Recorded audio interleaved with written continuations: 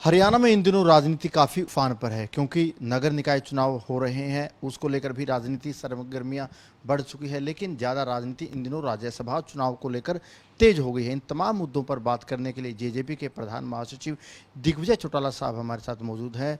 दिग्विजय जी, सबसे पहले नगर निकाय चुनाव की बात कर लेते हैं। नगर निकाय पहले आप लोग अलग अलग लड़ने की बात करते हैं, फिर एक साथ हो जाते हैं। एकदम से ये जो दोबारा है वो प्यार क्यों जाग पड़ा गठबंधन में?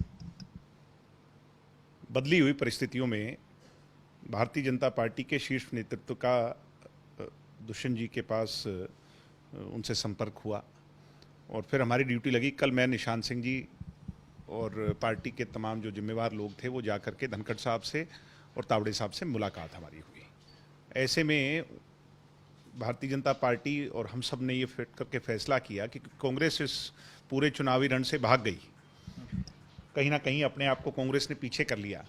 ऐसे में भारतीय जनता पार्टी और जननायक जनता पार्टी आमने सामने चुनाव लड़े और कंपटीशन में मुकाबले में सिर्फ ये दो ही दल रह जाएं, ये एक अच्छा संकेत नहीं है सरकार में बैठे दोनों लोगों के लिए। ऐसे में ये फैसला किया गया कि हम मिलकर के चुनाव लड़ेंगे और 14 और 4 की सीट का बंटवारा दोनों पार्टियों के बीच में। आपको पहले नहीं दिखी क्योंकि कांग्रेस की तो पहले भी संभावना कम थी कि वो चुनाव शायद न लड़े, लेकिन सदैव गठबंधन को निभाने का जो है धर्म निभाया।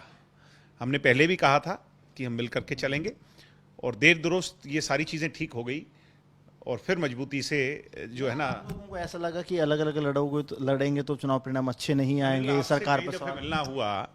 जब मुझे मिलना हुआ या डॉक्टर साहब से आपकी बातचीत हुई तो सदैव ये कहा गया कि गठबंधन में चल करके मजबूती से आगे बढ़ा जाए।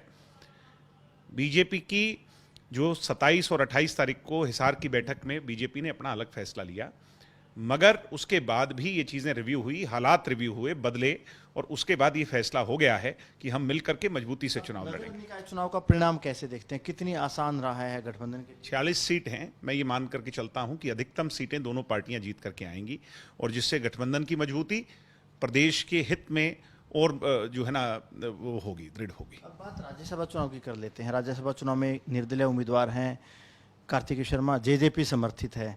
रहा कितनी आसान देख रहे हैं? उम्मीदवार जब मैदान में उतरे तो उन्होंने नेचुरली, जो निर्दलीय उम्मीदवार होता है वो उम्मीद और आस करता है कि कौन उसकी सोच का, कौन उससे सहमत जो है दल उसका साथ दे। ऐसे में कार्तिकेय शर्मा जी को डॉक्टर अजय सिंह चौटाला जी ने हमारी पार्टी के 10 विधायकों की तरफ से समर्थन पत्र दिया। उसके बाद कुछ निर्दलीय विधायक भी उनके समर्थन में आए हैं। जहां तक मुझे सूचना है भारतीय जनता पार्टी भी उनके समर्थन में बचे हुए विधायकों को डालेगी। ऐसे में कुल आंकड़ा जो है वो 29 तक पहुंच जाता है। और एक के आंकड़े में आपने अभय चौटाला साहब को गिना है? मैं इन सब चीजों पे चर्चा नहीं करूंगा।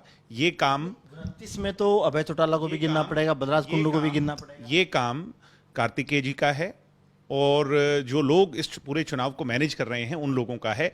मैं जो गणित हाइपोथेटिकल एक बना करके बैठा हूं, या जो चर्चा चल रही है, जो आप लोगों से बातचीत होती है, या चंडीगढ़ के अंदर सुबुगाट है, उस हिसाब से कांग्रेस के कुलदीप बिश्नोई एक वहां से कम होकर के इसके कार्तिकेय जी के पक्ष में वोट डालेंगे। ऐसे के अंदर कुलदीप बिश्नोई बयानबाजी कर रहे हैं, उन्होंने अंतरात्मा की बात के अंदर वोट का गणित जो है वो बराबर बैठ जाता है।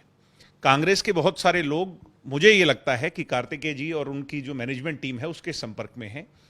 कांग्रेस की राज्यसभा के चुनाव में बुरी पराजय होगी।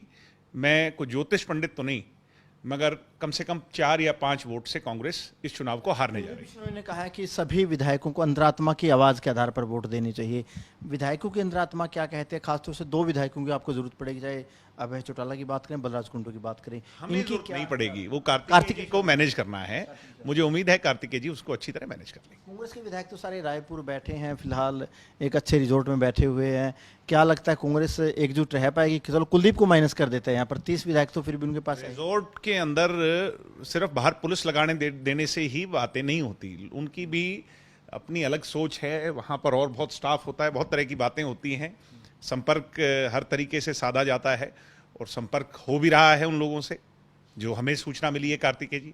एंड कार्तिकेय जी और उनकी जो पूरी इसके पीछे जो फोर्स है वो मैं ये मान करके चलता हूँ कि कहीं ना कहीं इसको 100% अपने कार्तिकेय की फोर्स को हुड्डा साहब से सामना करना पड़ेगा। हुड्डा साहब ने पूरी मैनेजमेंट कर वोट ही कार्तिकेय जी को ना मिल जाए संभावना देखते हैं ऐसी क्रॉस वोटिंग की?